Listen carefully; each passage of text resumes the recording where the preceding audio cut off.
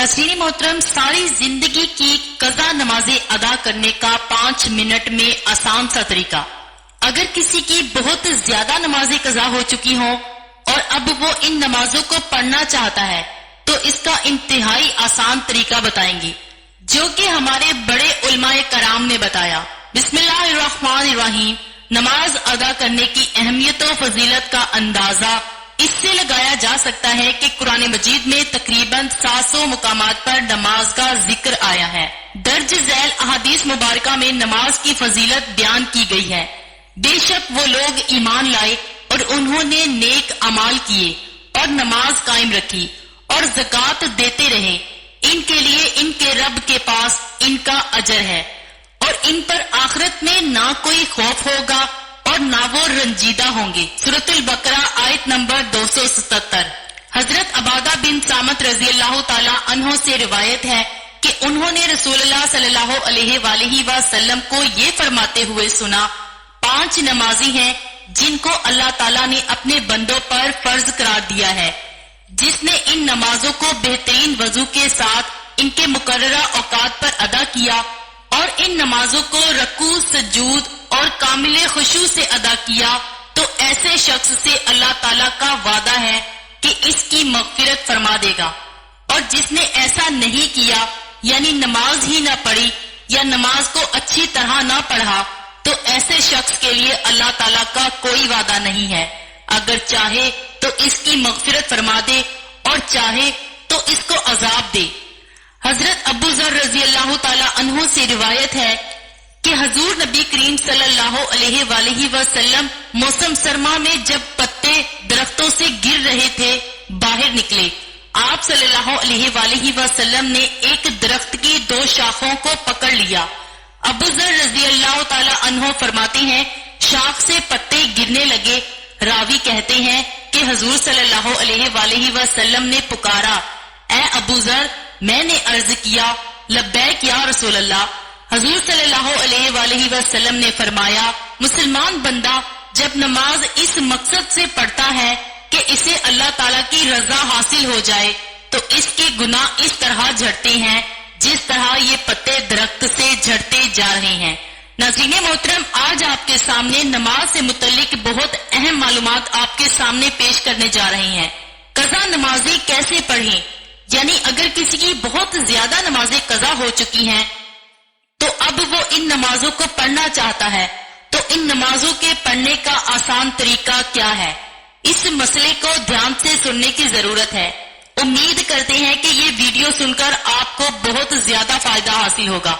सबसे पहले तो ये जान लीजिए कि जिसने कभी भी नमाज ना पढ़ी हो, अब इसे तौफीक नसीब हो रही है और अगर वो इन कज़ा नमाजों को पढ़ना चाहता है तो जब से वो बालिग हुआ है इस वक्त से नमाजों का हिसाब लगाए और जितनी नमाजें इसकी कज़ा हैं, अगर वो इन तमाम नमाजों को अदा करना चाहता है लेकिन इसे बालिग होने की तारीख याद नहीं है, इसे मालूम नहीं है कि कब वो बालिग हुआ था, तो फुक़हाए कराम फरमाते हैं कि एहतियात इसी में है कि अगर औरत है तो फिर 9 साल से और अगर मर्द है तो फिर 12 साल से बलूगत का हिसाब लगाए और फिर इस हिसाब से जितने सालों की कज़ा नमाजें इसके ऊपर हैं इन तमाम नमाजों को अदा करें। और दूसरी बात ये भी याद रखने के काबिल है कि कज़ा नमाज हर रोज की 20 रकतें होती हैं, यानी कज़ा नमाजों में सुन्नतों और नवाफिल की कज़ा नहीं होती, सिर्फ फर्जों और वितर की ही कज़ा की जाएगी। यानी फजर के 2 फर्ज, जोहर के 4 फर्ज, असर के 4 फर्ज, मगरिब के 3 फर्ज और इशा के 4 फर्ज और 3 वितर की कज़ा की जाएगी। इसके अलावा बाकी जो सुन्नतें और नवाफिल हैं इनकी कज़ा नहीं की जाएगी। और कज़ा नमाज की नियत कैसे करनी है? नियत कहते हैं दिल के पुख्ता इरादा को, लेकिन अगर जुबान से कहना चाहें तो फिर इस तरह से भी कह सकते हैं कि मैं नियत करती हूँ या करता हूँ सबसे पहले कज़ा होने वाली फजर नमाज की वास्ते अल्लाह ताला के मुंह मेरा खाना किबला की तरफ, अल्लाह अकबर।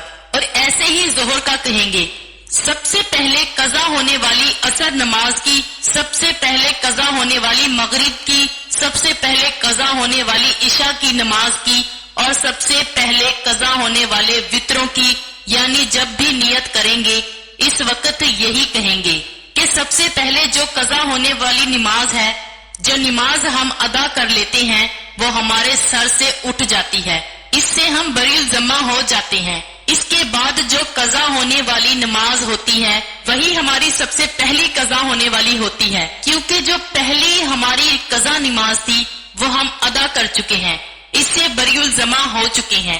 اس کے بعد والی پھر ہماری سب سے پہلی قضا نماز کہلاتی ہے۔ اس طریقے سے ہم قضا نمازیں ادا کریں گے۔ تیسری بات یہ کہ اگر کسی کی کثیر نمازیں قضا ہو چکی ہیں، اب اس بارے میں فقہائے کرام بیان کرتے ہیں کہ بہتر تو یہی ہے کہ جس طرح نماز پڑھی جاتی ہے اس طرح مکمل نماز پڑھے، لیکن اگر کسی کی بہت زیادہ نمازیں قضا ہو چکی ہیں تو اس کے لیے تخفیف ہے۔ تخفیف کیا ہے؟ سب سے پہلی تخفیف تو یہ ہے کہ رکوع میں 3 مرتبہ تسبیح پڑھی جاتی ہے، سبحان ربی العظیم، تو 3 مرتبہ کی جگہ 1 مرتبہ پڑھے، لیکن یہ بات ذہن میں رہے کہ جب وہ اچھے طریقے سے رکوع میں پہنچ جائے تو تب 1 مرتبہ تسبیح پڑھنا بھی کافی ہوگا، اور تسبیح مکمل ہو جانے کے بعد سمیع اللہ لمن حمیدہ کہہ کر کھڑا ہو جائے۔ اس طرح سجدے میں جو تسبیح پڑھی جاتی ہے سجدے میں بھی کم از کم 3 مرتبہ تسبیح پڑھی جاتی ہے، تو سجدے میں بھی 3 مرتبہ کی جگہ 1 مرتبہ تسبیح پڑھ لے تو یہ سجدہ ہو جائے گا۔ مطلب یہ کہ ہر رکوع میں سجدے میں 1 ہی مرتبہ تسبیح پڑھ لے تو کافی ہوگی۔ دوسری تخفیف، جس طرح 4 رکعت فرض نماز پڑھ رہا ہے، یعنی ظہر کے ہیں، عصر کے ہیں یا عشاء کے ہیں یا مغرب کے 3 فرض ہیں، ان میں یہ ہے کہ تیسری اور چوتھی رکعت میں سورۃ فاتحہ پڑھی جاتی ہے، لیکن اگر کسی کی بہت زیادہ نمازیں قضا ہو چکی ہیں تو اس میں یہ تخفیف ہے کہ سورۃ فاتحہ کی جگہ 3 مرتبہ سبحان اللہ پڑھ لے۔ تیسری تخفیف یہ ہے کہ قاعدہ اخیر میں یعنی جب نماز ختم ہوتی ہے تو پڑھتے ہیں اتحیات مکمل کرنے کے بعد درود پاک پڑھا جاتا ہے اور درود پاک کے بعد دعا پڑھی جاتی ہے۔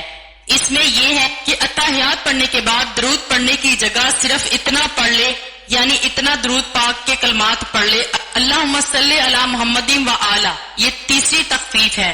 اس کے بعد پھر سلام پھیر لے، یعنی مکمل درود پاک اور دعا نہ پڑھنے کی اجازت ہے، یہ تخفیف ہے اس شخص کے لیے جس کی کثیر تعداد میں نمازیں قضا ہو چکی ہیں۔